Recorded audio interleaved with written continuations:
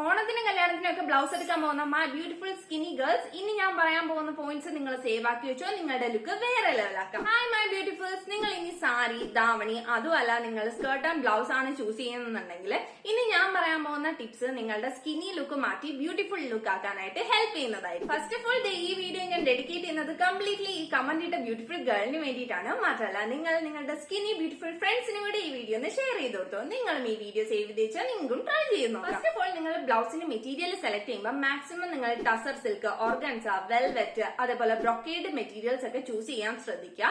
കാരണം ഇത് കൂടുതൽ ബൾക്ക് ആൻഡ് എലിഗൻസ് ലുക്ക് നിങ്ങൾക്ക് തരാനായിട്ട് ഹെൽപ്പ് ചെയ്യും. നിങ്ങൾ ബ്ലൗസ് സ്റ്റിച്ച് ചെയ്യുമ്പോൾ മാക്സിമം പ്രിൻസസ് കട്ടിൽ സ്റ്റിച്ച് ചെയ്യുക. വിത്ത് പാഡിങ് ചെയ്യുന്നതായിരിക്കും ബെസ്റ്റ്.